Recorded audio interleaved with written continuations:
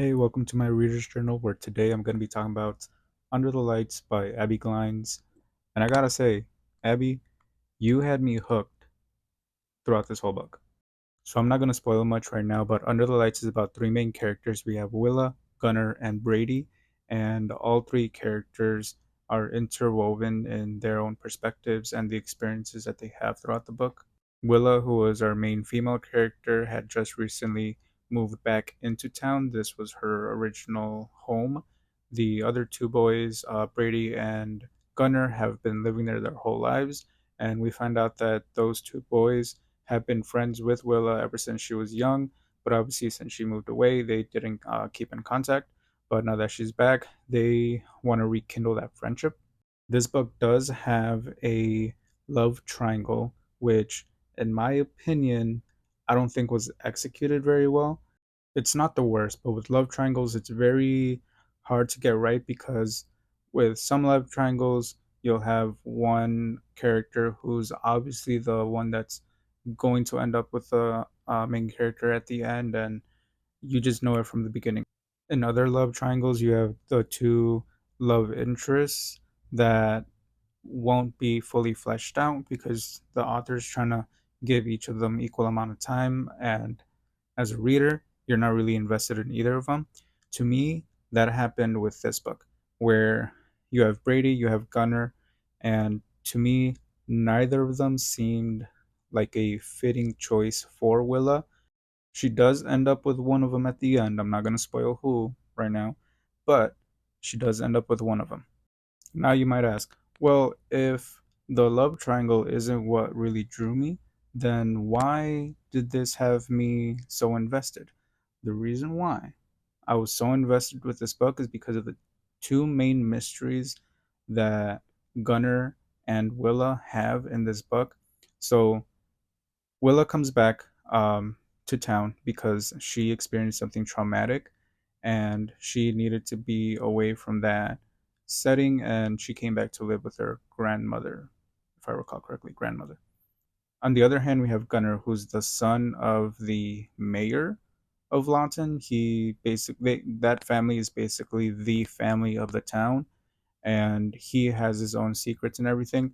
And throughout the whole book, little by little, with them two in particular, we start seeing the um, dominoes kind of start falling, where little by little we start seeing what the bigger picture is going to be. And I was very invested because I wanted to know what the traumatic experience that Willa went through, enough for her to move away from it, enough where her own family didn't want her, enough where, and minor spoiler, but she says it right in the beginning, that she wasn't Jew before. So I was very invested to figure that out because the author doesn't tell us right away, which I did like. And then we also have Gunnar, who he seems to be someone who has everything. Like I said, his family is the family of the town, but little by little you start seeing that it's not perfect, and that's very common with portrayals of like rich kids and families where their family isn't perfect and everything. So to me, those were the two main things that I was really invested while I was reading, and that was really what kept me going and the reason why I finished the book, because I was invested in uncovering what happened in the past and then what's going to happen now moving forward.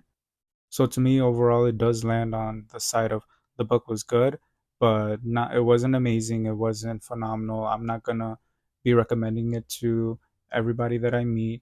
Um, I would recommend it to people who enjoy teen romances, but if you don't like love triangles, then I would steer away because this does have a love triangle, and in my opinion, it's not done very well. Would I reread this book again? Absolutely not. Not because, again, overall, I think the book is good, but it's not for me. I read it because it's a book that I already had on my shelf. This one and the first one of the series, I already had in my bookshelf. I bought them a long time ago, and I've just never read them. And since this year, I'm trying to get through all, hopefully, hopefully, all of the books in my shelf, which I don't think is going to happen, but we're going to try. So to me, this was entertaining enough for my first read through, but not enough for me to reread it again and keep it in my bookshelf. All right, so now I'm gonna go into spoilers really because there's not much else I can say without really spoiling what happens in the book. So again, if you have not read the book and you plan on reading the book, I would avoid the spoilers. If you read the book and you want to hear the spoilers, we're gonna continue. If you have not read the book and you don't care about the spoilers, then let's go. All right, so the first big thing that I'm going to get out of the way is the love triangle. I hated the love triangle mainly because it didn't feel like both characters were fully invested. I had Gunnar on one hand, we had Brady on the other hand, and neither of them to me felt like good matches for Willa. And I mean, because they were the two other main characters, she had to end up with one of them. Personally, from a logical standpoint, it would have made sense for Willa to end up with Brady because Brady is the one that had more of the humane mentality and kind of had more of his life put together. He was kind and everything. But I will say this book doesn't really give him much time to breathe. And we don't really see his character that much. So to me, I would pick him just from the little that we see him, because the little that we do see him, I do like him, but he's not a strong enough character that I'm like 100% it's him. On the other hand, we have Gunner, who from the very beginning we learned that he's a ladies' man, that he doesn't care about the girl's feelings and he just wants to do whatever he wants. And again, here we have a story where we have Willow who comes into the picture and you have like, oh, she can change him. And I'm like, I don't know. I don't like those kind of stories where like you have the bad boy and then you have the good girl and then she's gonna change him. Like if he's gonna change, I prefer that he changes for himself and not because he wants to date somebody. So at the very end, Willa ends up being with Gunner, and Gunner does change a little bit, but they're the ones that end up together mainly because they bonded through their traumas and really being there for each other, which if you're going that way, I appreciate that they do at least have some sort of connection. But again, I don't think that they were right for each other. If anything, I would have had her with Brady because at the very beginning, again, she's trying to get her life together after the traumatic experience that she had. So it makes sense that she would lean towards someone who is kind, who is empathetic, who does outright care for her and wants to be with her. So to me, it again logically it makes more sense for her to end up with him. But if you're going with Gunner, I at least appreciate that there was that connection of them learning to cope with their past together. All right, so now I got to talk about their crazy past. So I'm gonna start with Willa. So Willa moves away from Lawton, and while she was out in her new town, she meets a friend and everything, and she starts living her life, living her best life, whatever.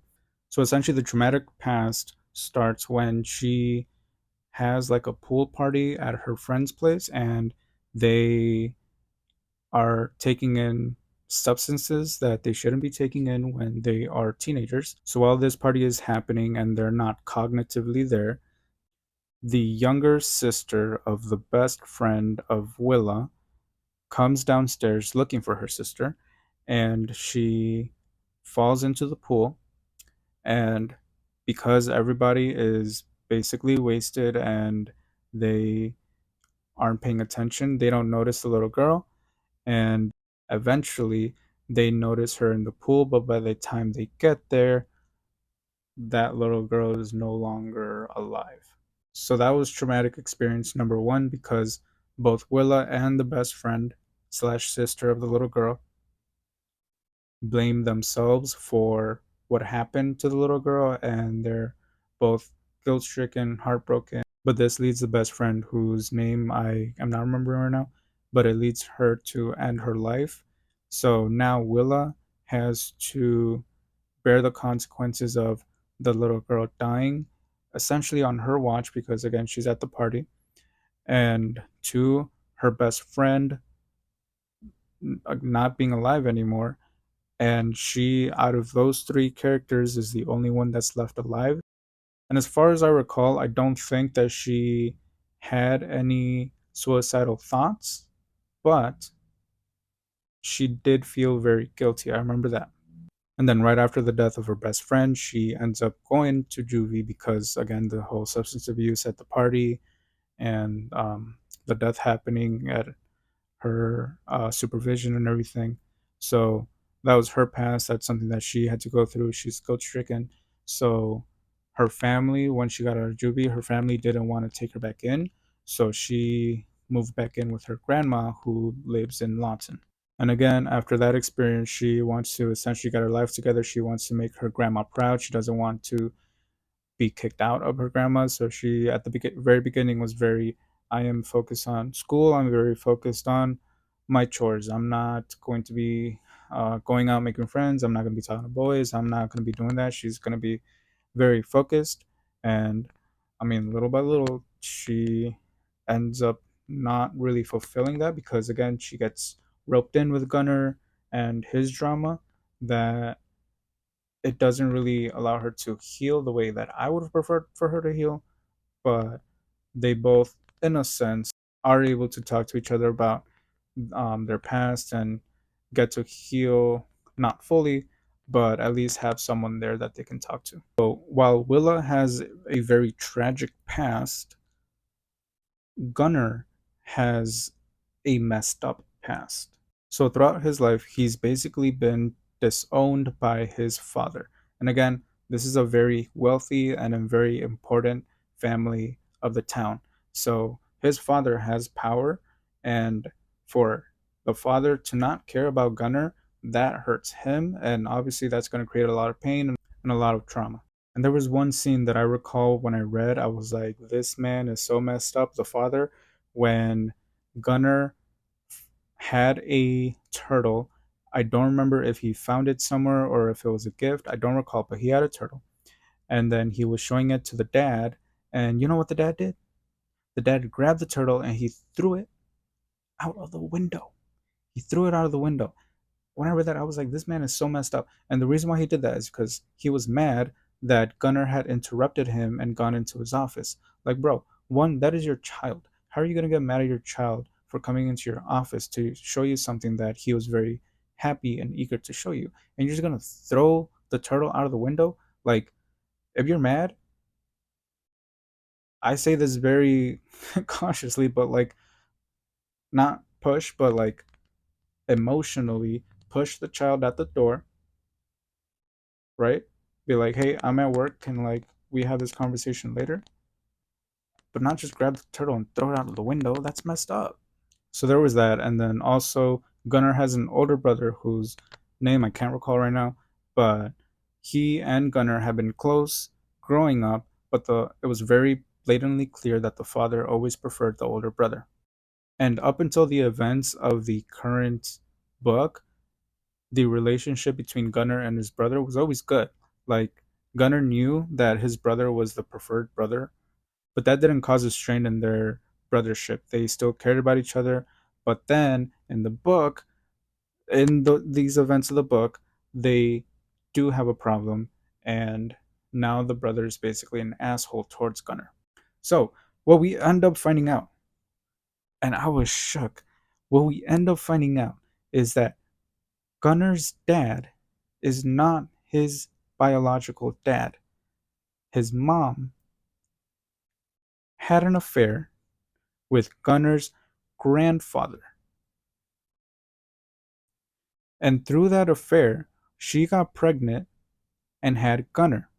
So Gunnar's biological father is the man that he thought was his grandfather.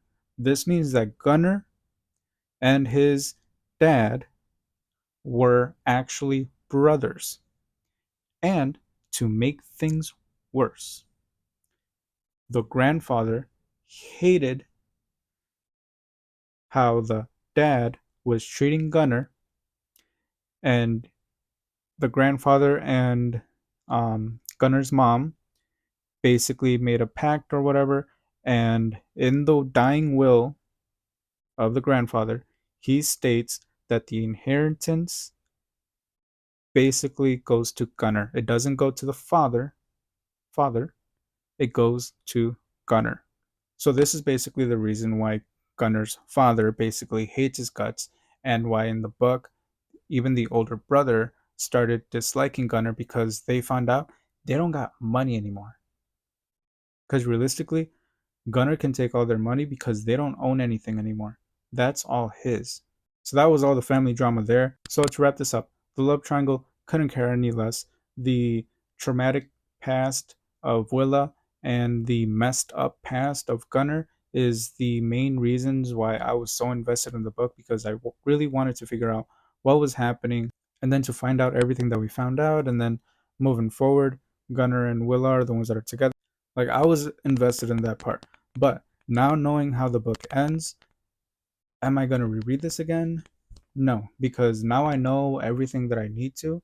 So I don't really have a desire to read it again, because again, my main enjoyment was just trying to figure out what was happening in their past that led them to this circumstance. And now that I know it, it's not going to hit the same if I try to reread it again.